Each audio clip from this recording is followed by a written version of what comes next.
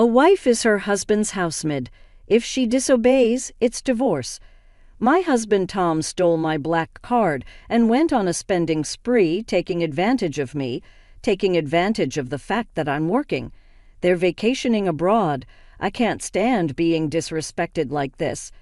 Sure, I replied, seething with anger, and while brushing off his call, I began to hatch my frightening revenge plan. I'm Holly Smith, once a top star in the USA, a former actress who dazzled the world.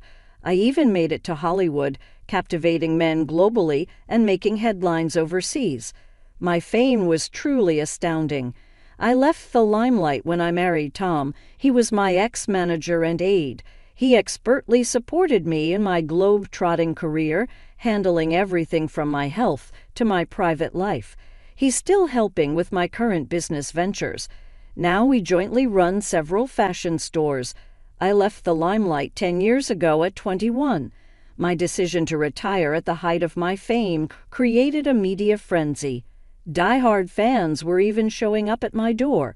I got flooded with fan mail daily, pleading with me not to quit, and my departure even sparked a societal buzz.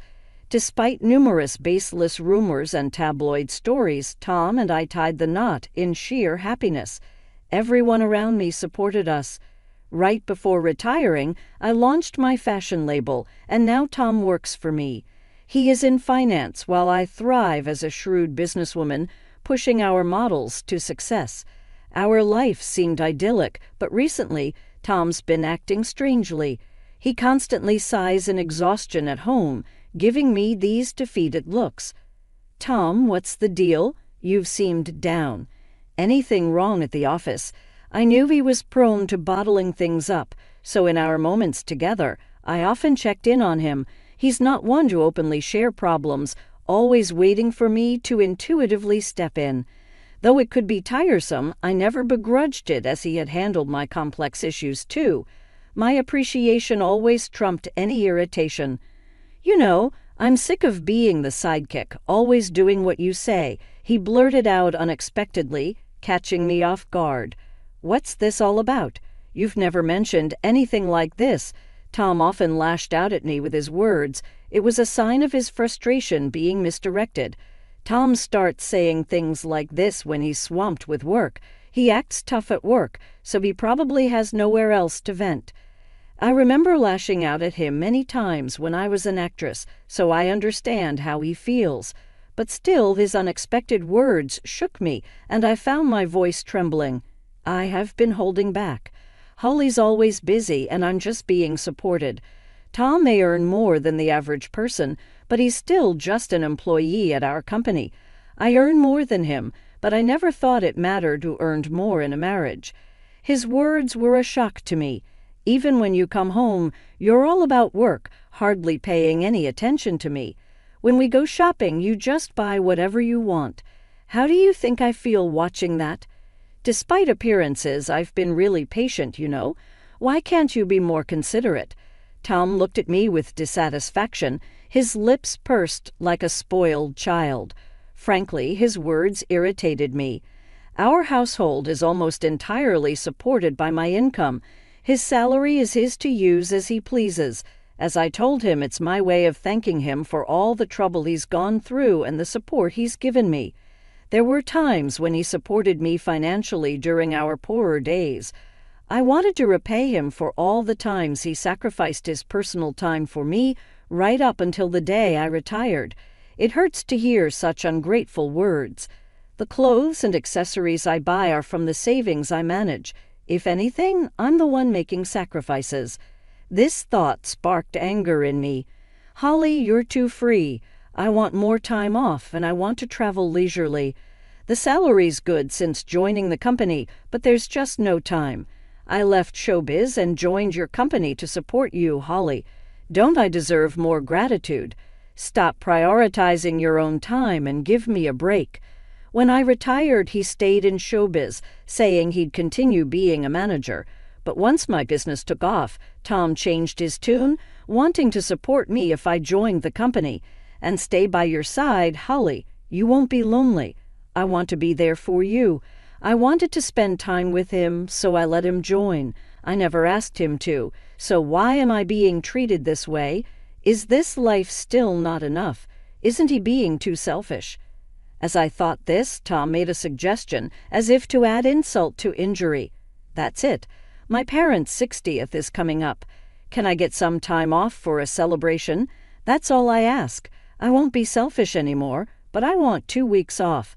I want to take them on a trip to Japan. They've never been, and I want to show them the tasty food and beautiful sights. I braced myself for what he might say, but his unexpected request made me blink, and I felt something off.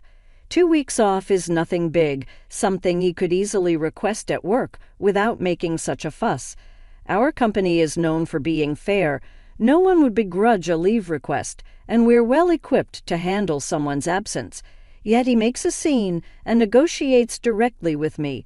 Something's not right, but these are just suspicions, nothing concrete. I tried to calm my irritation and responded coolly. I'm okay with that, but I can't make it this year. There's a crucial fashion show for the models in my agency, and I also need to prepare for the Paris collection. My schedule just doesn't align. Can you ask if next year would work? I can adjust my schedule then. As a daughter-in-law, it's expected of me to attend my in-law's 60th birthday celebration. However, our company has 2 big events lined up this year, leaving no room for personal travel. I tried to negotiate a different date, but Tom refused with a smile. It's fine. We'll just have it with my side of the family. I want to spend some quality family time. Being the accountant, my absence for a week won't really disrupt work, right? Tom's words about wanting to spend time just with his family hurt me deeply. His insinuation that I was a nuisance pierced deep into my heart. So how about it? I deserve some free time too, right? Tom always had a way of speaking without thinking. He's harmless, but sometimes thoughtless. It's one of his flaws, but I chose him as my life partner, knowing no one is perfect. Still, I can't accept how he's speaking to me now. Even if he doesn't mean it, why do I have to be spoken to like this? Doesn't he care about me? Hey, Holly, are you listening to me? I owe a lot to Tom's parents. Although I can't often visit due to work, they always treat me like their own child and praise my work.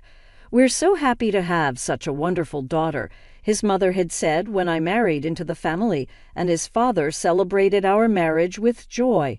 It's their 60th celebration. I understand wanting to celebrate it this year, but how can I agree happily after being spoken to like that? It doesn't matter to me. Take 1 week or 2, do as you like. I couldn't hold back my anger and showed it openly. This probably triggered Tom. He stood up, visibly upset, and left the living room without a word. We've been sleeping in separate bedrooms due to work, and from that day until his trip, we didn't see each other at all. Is that really true? Isn't your husband being too harsh? My secretary, noticing my unusual demeanor the day Tom left for his trip, pressed me for details. She's an exceptional talent and has been supporting me since I started managing the company. As women, we often see eye to eye, and sometimes she's even more reliable than my husband. She's quick-witted yet caring, always there to support me when I'm down or about to make a mistake. I cherish her like family. She admires me like a real sister, and I often confide in her. Her honest and mature advice beyond her years is always valuable, and this time, too, she noticed something was off about me and kindly showed concern. I hesitated at first about opening up, but realized keeping it in could affect my work. I decided to tell her everything that happened up to today. She furrowed her brow in anger. If I were you, I'd have given him a piece of my mind. You've been too soft on your husband, boss. I get that you love him, but you can't let him walk all over you. Her blunt advice, making me wonder who's older, hit me hard.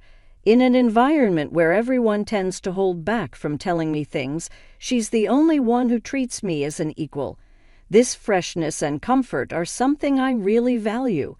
Being in a higher position often means more humility and restraint, and someone who can confront me head-on like her is truly precious. You're right. What should I do? You can call him, right? Why not talk after work today? Don't worry about spoiling his trip. If things keep going like this, you might be headed for divorce." She pressed the point like an older sister, leaving me with no response but to agree. As she suggested, I decided to call him right after work. He's in Japan. There is about a 15-hour time difference from the U.S. For instance, if it's 5:00 p.m. here, it's 8:00 a.m. there. It's about the time they would finish their breakfast. I had sent him an email in advance to let him know I needed to talk, so he should be expecting my call. I called, thinking he'd surely answer, but there was no sign of him picking up. Maybe he's still enjoying himself with everyone. I'll try calling again later. I tried calling every 30 minutes, but still no answer. Worried, I contacted my mother-in-law to check on him. "Hello, Holly, you must be tired. I'm sorry we went on this trip without you. We told Tom we'd prefer you to be with us, but he insisted. I knew from Tom that his mother used to be a strict educator, but now she's much softer and always shows concern for my busy life. Never mind, we're so busy at the company this year I couldn't make time. I'll definitely make it up to you next year, okay? Oh, don't worry about it.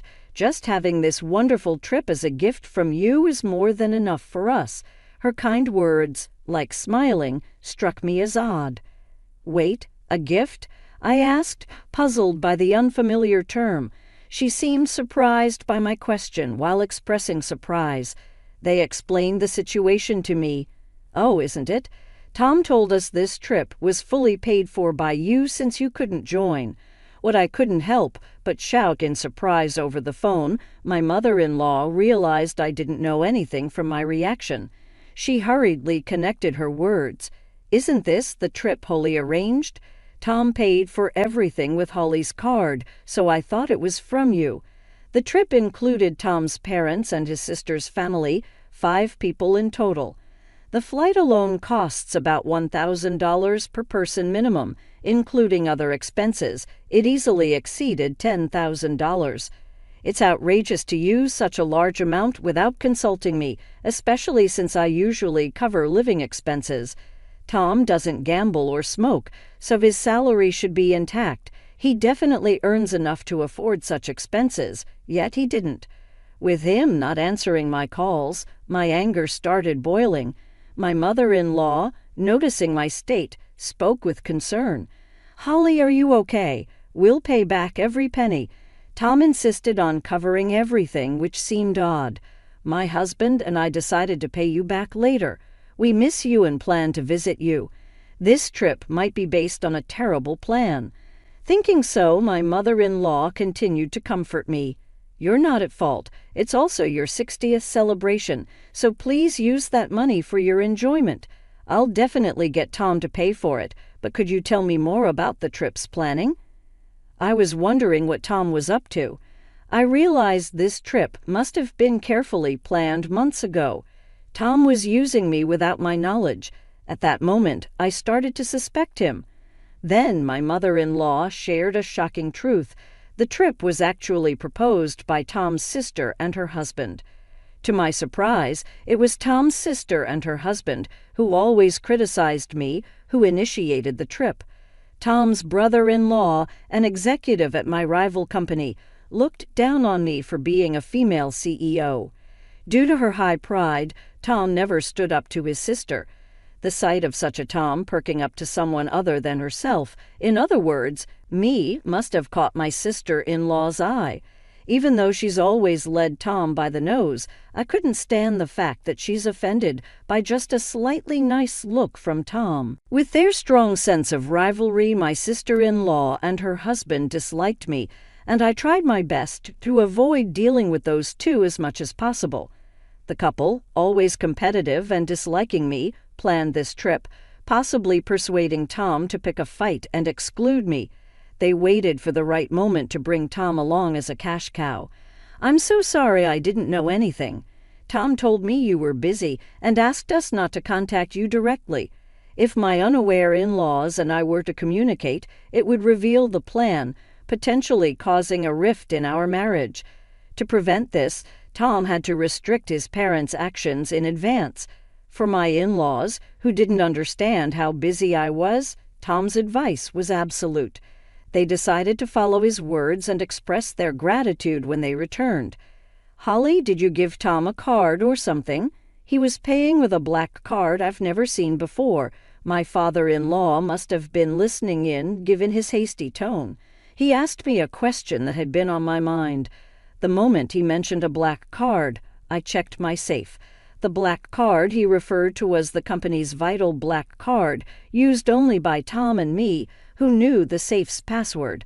I never thought Tom would commit such embezzlement, but the card that should have been there was missing. Tom, being in charge of finance, could easily manipulate records. He was misusing company funds. Realizing this, my anger peaked, and I shared the story with my in-laws. They must have been shocked. Going pale, my mother-in-law became panicked. What should we do? Are we complicit in this embezzlement? We'll return to the with Tom immediately. We're as guilty as he is, even unknowingly.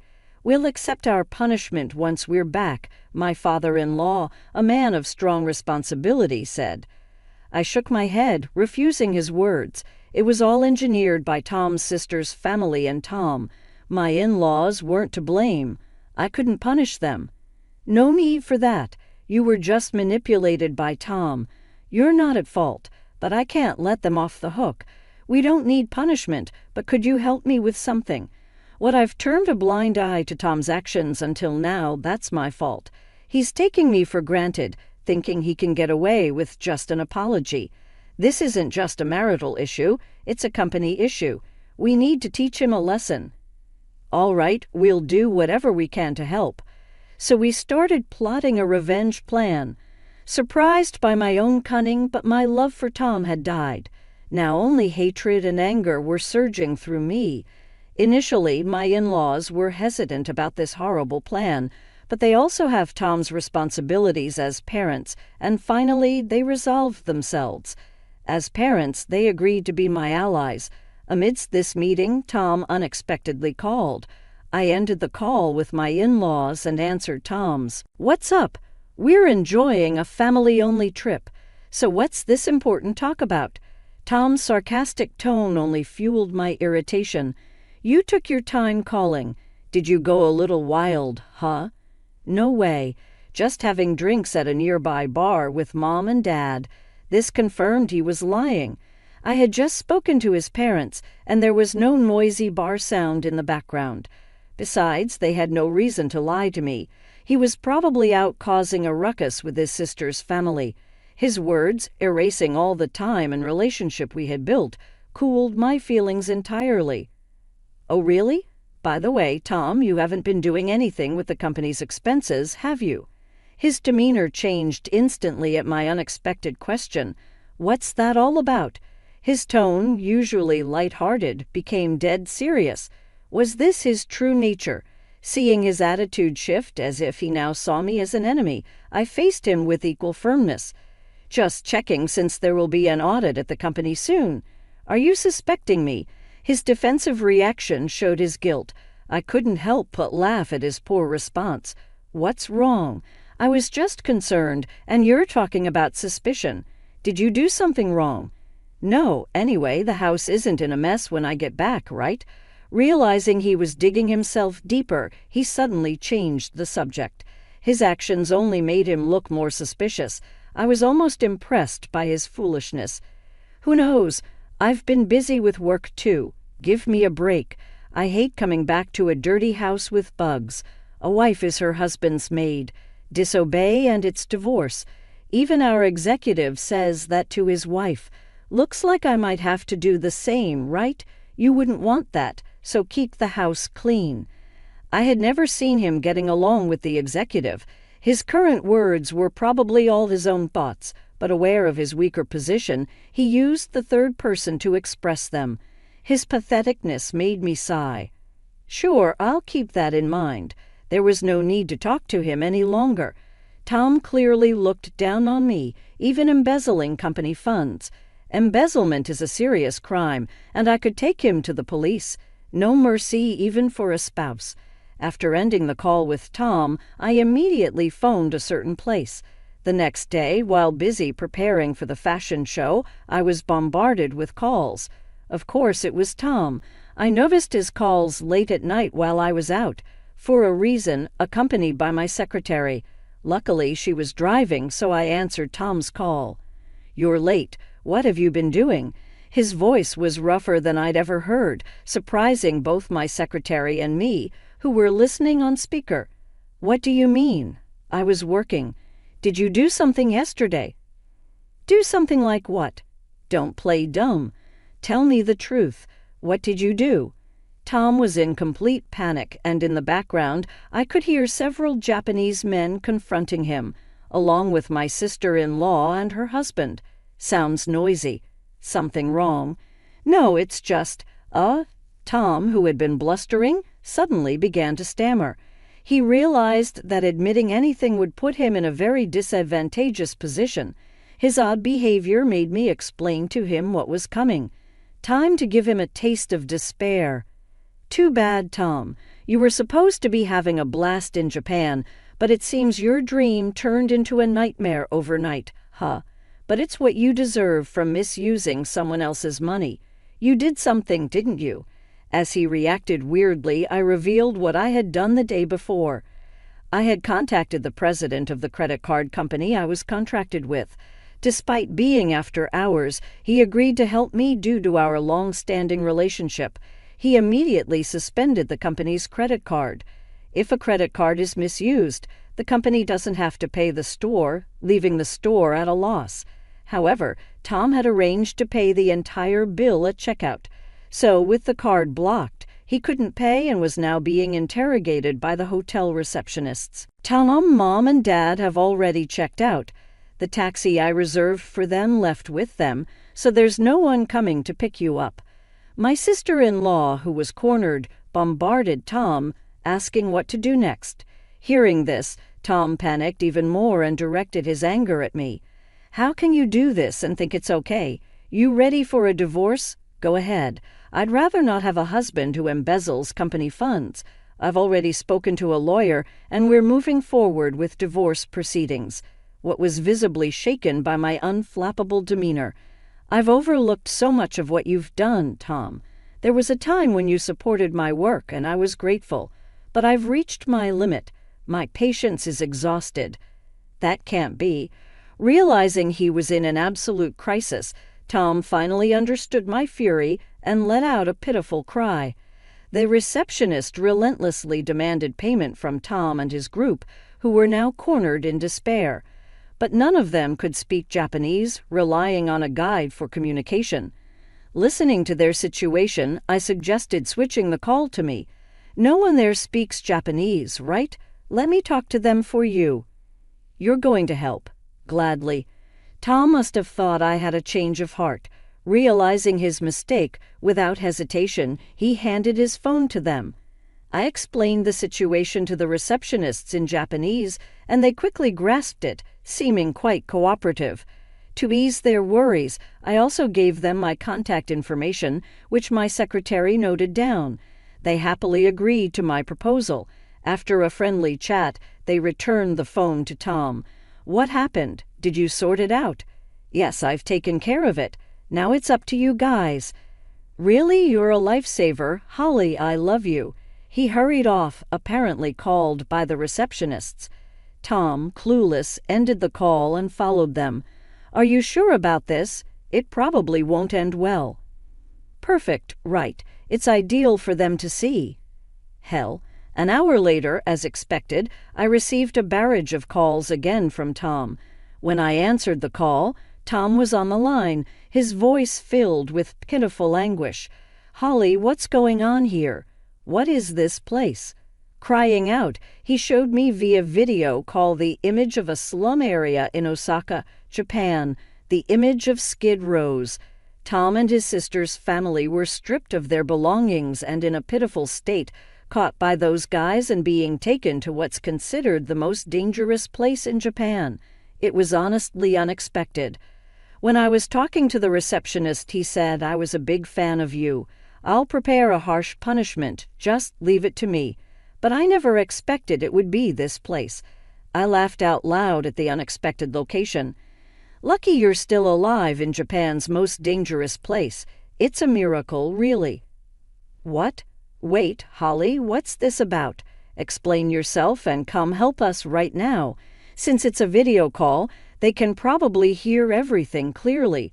Behind them, many homeless people were surrounding Tom and his group, causing a commotion. You guys were causing trouble for Holly. You reap what you sow. Time for reflection, added my in-laws, joining the call, surprising her mom and dad. What are you doing? A friend of Holly flew us back in a private jet. We returned to the U.S., and Holly picked us up. We realized you were trying to set Holly up. We asked her to do as she pleases with you guys. As they said this, the onlookers behind them started confronting Tom's sister and her husband. The people living in Skid are ruthless. If you wear anything valuable, even women are not spared. They were raising their voices while making a video call in such a dangerous neighborhood. It's no surprise they became perfect targets. I addressed the crowd in Japanese, loud enough for them to hear, telling them these men were using my card illegally and treating me horribly every night. I encouraged them to do as they pleased with them. The locals, getting into the spirit, eagerly agreed to give them a hard time. Suddenly the call ended, perhaps because someone snatched the phone afterward. Tom and his group lived in the Skid Row, terrorized daily and used like slaves by the locals. Without money to return to the U.S., they were essentially trapped abroad. I confirmed the subsequent events with the hotel reception. Apparently, an acquaintance of the receptionist is a boss in the Skid Row, and he agreed to take care of Tom and his group in exchange for me treating him to some good liquor next time, assuring me not to worry. The deal was made under the condition that they would be protected from life-threatening situations. In return, I agreed to sing at that hotel for the first time in a long while. Following this, I successfully got my revenge on Tom and his group with the help of the men from the hotel. I also managed to divorce Tom. I felt refreshed and have been enjoying life with my in-laws. Tom's sister and her husband were fired for unexcused absences from work. Their phones were taken by the locals, leaving them without a way to contact anyone. My in-laws explained the situation well, so it didn't become a police matter, and no one seemed to care about them. Thus, my ties with Tom were completely severed. Since then, I've been focusing on work and living a happy life. Occasionally, I call the receptionist to check on Tom and his group. They're still living in hellish conditions, but I don't feel sorry for them. I asked to spare their lives, and I'm enjoying my life to the fullest.